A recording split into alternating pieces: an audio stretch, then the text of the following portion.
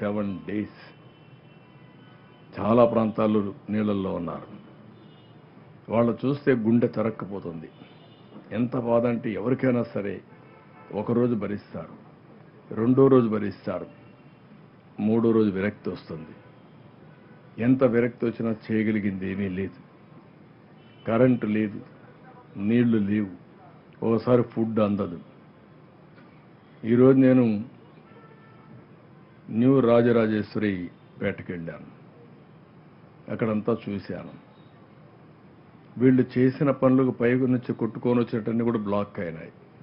ఇప్పుడు రివ్యూ మీటింగ్లో మా ఆఫీసర్ను అడగబోతాను. ఆ ప్రాంతంలో ఫుడ్ కూడా అక్కడక్కడ రాలేదని కంప్లైంట్ ఇచ్చే పరిస్థితికి వచ్చారు. ఇప్పటికి కూడా 4 అడుగులు నీళ్లున్నాయి.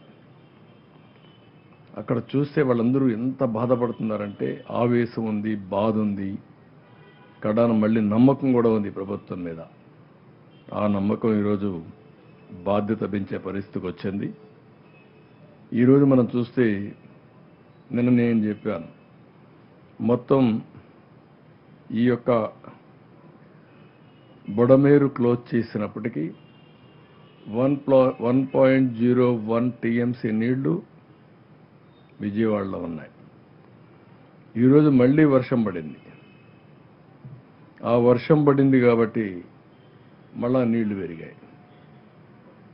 ఇన్ఫ్లో ఆగిపోయింది, అవుట్ఫ్లో పెంచాం. కానీ రెయిన్ వల్ల మళ్ళా స్టాగ్నేషన్కి వచ్చి ఇప్పుడు 1.2 1.02 ఆర్ 1.03 టీఎంసీ నీళ్ళు వచ్చే పరిస్థితి వచ్చింది. రేపు మళ్ళీ ఈరోజు వర్షాలు పడ్డాయి, రేపు మళ్ళీ వర్షాలు పడతాయంటున్నారు. 2 కాన్ఫ్లిక్టింగ్ ఉన్నాయి.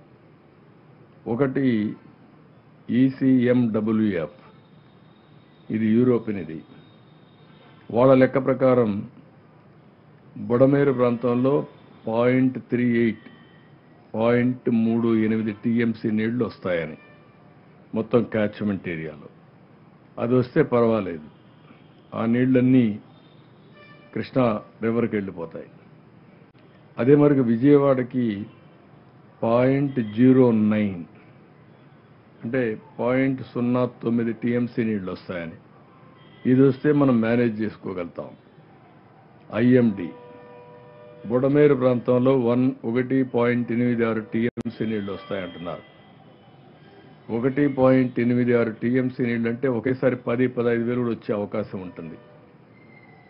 దాన్ని ఏ విధంగా హ్యాండిల్ చేయాలో ఇప్పటి నుంచి కూడా కంటిన్యూ చేస్తున్నారు.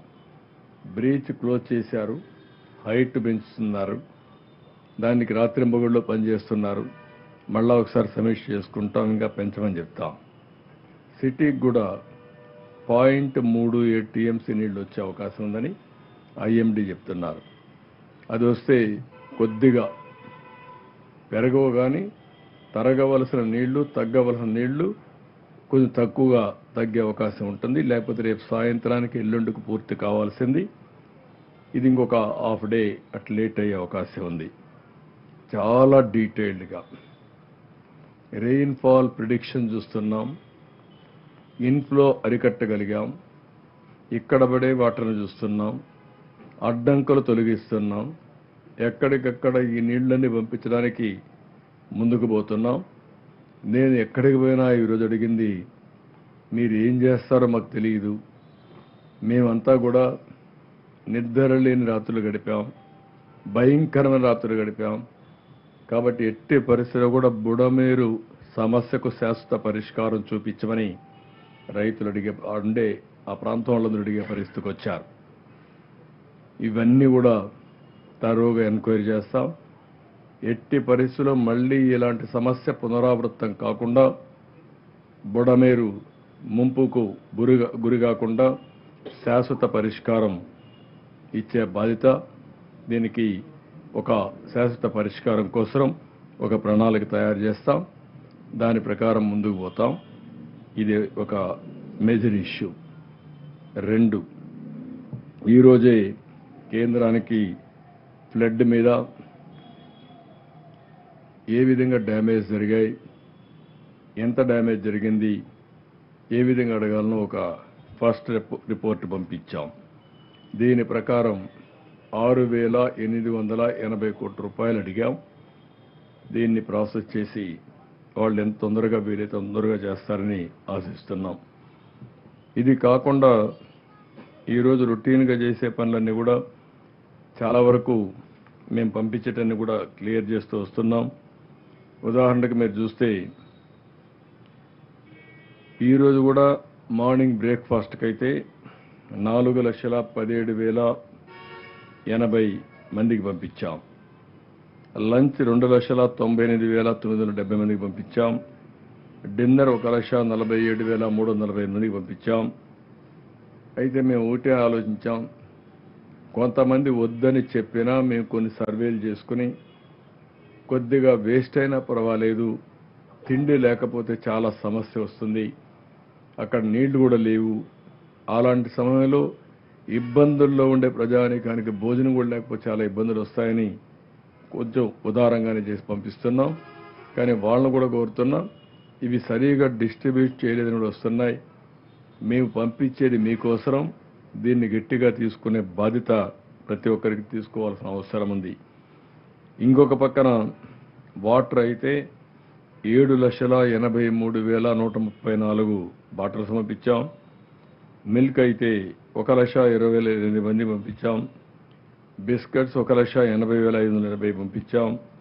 క్యాండిల్స్ 10,934, మ్యాచ్ బాక్సెస్ 5,400, రేషన్ ఈరోజు 46,454 మందికి ఇచ్చారు. నిన్న 20,000 మందికి ఇచ్చారు. మొత్తం 66,454 మందికి రీచ్ కాగలిగాం. మళ్ళీ ప్రజలందరికీ విజ్ఞప్తి చేస్తున్నా, దిస్ ఈజ్ యువర్ ఎంటైటిల్మెంట్. 25 కేజీల రైస్, అదే సమయంలో 1 కేజీ చక్కెర, 1 కేజీ కందిపప్పు, 1 లీటర్ పామ్ ఆయిల్, 2 కేజీలు పొటాటో, 2 కేజీలు ఆనియన్. ఇవి ఎవ్వరు ఏం మాట్లాడినా డిమాండ్ చేసి తీసుకునే బాధ్యత మీది. మీకు మెసేజ్ పంపించారు, ఎవరైనా మోసం చేస్తే చొక్కా పట్టి తీసుకోండి. నేను ఆ మాట కూడా చెప్తున్నా, ఎందుకంటే చాలా కష్టపడి మీకు పంపిస్తున్నాం. మా ఆఫీసర్లు ఎక్కడా ఇలాంటి పనులు చేయరు. కానీ మెకానిజంలో లాస్ట్ మైల్లో ఎవరైనా కావాలని కక్కుర్తిపడినా మీరు డిమాండ్ చేసి తీసుకోవాల్సిందిగా ప్రజలందరికీ విజ్ఞప్తి చేస్తున్నా. దాంట్లో ఏమాత్రం కూడా రాజీ లేదు. డ్రై ఫుడ్ పంపిస్తున్నాం. ఇది కూడా దగ్గర 6 నూడిల్ పాకెట్స్ 25 గ్రాములు పంపిస్తున్నాం. 6 యాపిల్స్ పంపిస్తున్నాం. 6 బిస్కెట్ పాకెట్స్ పంపిస్తున్నాం. 6 బాటిల్స్ వాటర్ పంపిస్తున్నాం. ఇంకొక పక్కన 4 హాఫ్ లీటర్లు మిల్క్, దగ్గర 2.5 లీటర్లు మిల్క్ కూడా ఇస్తున్నాం. ఇది కూడా డిమాండ్ చేసి తీసుకోవాల్సిందిగా నేను కోరుతున్నా. ఇది అయిన తర్వాత వెజిటబుల్స్ అయితే ఈరోజు 64 మెట్రిక్ టన్నులు తీసుకొచ్చి అమ్మారు. మొత్తం కలిసి 61,000 కేజీల ఈ కాయగూరలు కానీ ఆకుకూరలు కానీ అమ్మారు. ఇది ఇంకా కూడా వీలైతే ఎక్కువ డంప్ చేయాలనుకుంటున్నాం. 2 రూపాయలు, 4 రూపాయలు, 5 రూపాయలు, 10 రూపాయలు, 2 రూపాయలు, 5 రూపాయలు, 10 రూపాయలకి అందుబాటులో ఉంటాయి.